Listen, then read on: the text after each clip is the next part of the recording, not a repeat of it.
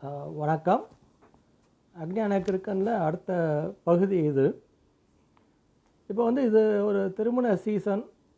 இப்போது வர வர இந்த திருமணங்கள் பார்த்திங்கன்னா, இந்த பந்தியில் பார்த்திங்கன்னா வாழை இலை கூட இப்போ பிளாஸ்டிக்கில் வந்தாச்சு. நல்ல வேளை அது அவ்வளோ உபயோகப்படுத்துறது இல்லை.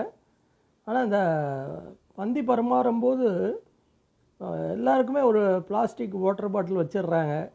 அந்த பிளாஸ்டிக் வாட்டர் பாட்டில் அவங்க குடிக்கிறாங்களோ இல்லையோ, எல்லாம் பாதி குடிச்சிட்டு பாதியை தண்ணியாக வச்சுட்டு அப்படியே தூக்கி போட்டுறாங்க. அதே மாதிரி எது சர்வ் பண்ணுறதா இருந்தாலும், இந்த பாயாசம் சர்வ் பண்ணுறதா இருந்தாலும் சரி, இல்லை அந்த இடியாப்பம் பால் இது சர்வ் பண்ணுறதா இருந்தாலும் சரி, எல்லாமே இந்த பிளாஸ்டிக் கப்பு, பிளாஸ்டிக் ஸ்பூன் இதுதான் போடுறாங்க. இப்போ எல்லாருக்குமே தெரியும், இந்த பிளாஸ்டிக்கோட கப்பில் இந்த சூடாக போடுறதுனால இந்த வயது சம்மந்தப்பட்ட நோய்கள், கேன்சர் இந்த மாதிரி எல்லாமே நிறையா வருது அப்படின்றது ஒரு விஞ்ஞானபூர்வமான ஒரு இது. பிளாஸ்டிக்கில் எது வச்சா அது ஒரு சாதாரண குடி தண்ணீர் வச்சா கூட அந்த பிளாஸ்டிக்கோடைய கரையும் தன்மை கொஞ்சம் கொஞ்சமாக கரைஞ்சு அது நேனோ பிளாஸ்டிக்காக மாறி நம்ம உடல் நலத்துக்கு ஒரு கெடுதல் அப்படின்ற மாதிரி வர வர இருந்தால் கூட, இந்த கல்யாணத்தில் ஒரு பந்தியில் ஒரு 400 பேர் ஒரு பந்தியில் சாப்பிட்டாங்கன்னா, ஒரு 3 வேளை சாப்பிடும்போது கிட்டத்தட்ட ஒரு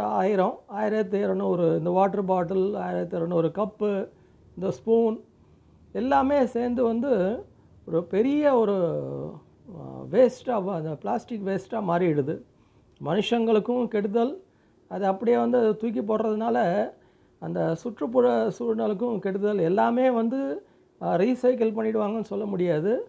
கண்டிப்பாக ஒரு 50 to 60% கண்டிப்பாக இந்த பொல்யூட் பண்ணக்கூடிய ரேஞ்சில் போயிடுது அது. அது மாத்திரம் மனிதர்களுக்கு முந்தியெல்லாம் கல்யாணத்தில் எவர்சில்வர் டம்ளரில் தண்ணி கொடுப்பாங்க. இந்த பாயாசம் இந்த இதெல்லாம் போடும்போது கூட இந்த பந்தியில் இந்த ரசம் போடுவாங்க. அந்த கையில் வச்சு அந்த ரசத்தை வாங்கி அது சாப்பிடும்போது ஒரு அராதையான டேஸ்ட்டு அது. அதே மாதிரி பாயாசமும் இந்த இலையில போடுவாங்க, இல்லை தொன்னையில் கொடுப்பாங்க.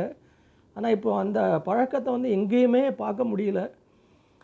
அப்போது ஒரு நாள் கூட ஒரு வாட்டி யோசிக்கிறது, இந்த மாதிரி கல்யாணத்துக்கு போகும்போது ஒன்றா அது நம்ம சாப்பிடாமல் தவிர்த்துடலாம், இல்லைன்னா போகும்போது ஒரு டம்ளரை கொண்டு போயிட்டோன்னா அந்த டம்ளரில் இந்த பாயாசத்தை ஊற்றிடுங்க. இது கொஞ்சம் ஒரு ஆக்வர்டாக தான் தெரியுது. இது ஒரு சிரிப்புக்கு ஒரு இடம் கொடுக்கக்கூடிய ஒரு இதுவாக தான் தெரியுது. இருந்தாலும் ஏதான ஒரு பிகினிங் இருக்கணும் இல்லையா? மற்றவங்க சிரித்தா கூட பரவாயில்ல, ஒரு ஒரு துவக்கமாக இருக்கட்டுமே அப்படின்ற ஒரு எண்ணம் கூட எனக்கு அடிக்கடி வரும். நான் பல கல்யாணத்தில் சொல்லி கூட இருக்கேன். என்னுடைய ரிலேட்டிவ் கல்யாணத்தில் இந்த இதை தயவு செஞ்சு இந்த கப்பில் ஊற்றாதீங்க அப்படின்னு அவங்ககிட்ட சரி என்ன ஒரு மாதிரி பார்க்கக்கூடிய ஒரு நிகழ்வுகள்லாம் நடந்துருந்தது. இருந்தாலும் இந்த வேஸ்ட்டை தீங்கு இழைக்கக்கூடிய அந்த வேஸ்ட் இதை பார்த்திங்கன்னா அப்படியே கடலில் போகுது, இல்லை குப்பையில் போகுது.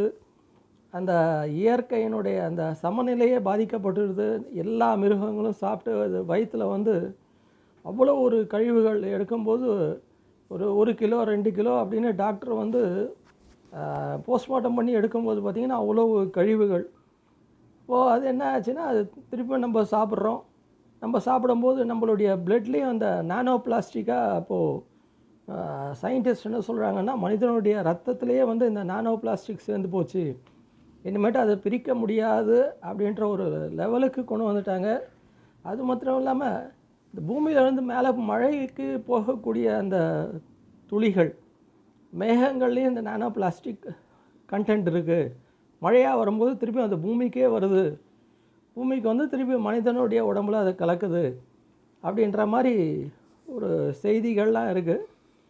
இப்போ இதை எப்படி தவிர்க்கிறது? ஏன்னா எல்லா கல்யாணத்தையும் போய் நம்ம சொல்லிக்கிட்டு இருக்க முடியாது. நம்ம சொந்தக்காரங்க கல்யாணத்தில் சொன்னாலே இது அவங்க அவ்வளோ ஏற்றுக்க போகிறது இல்லை.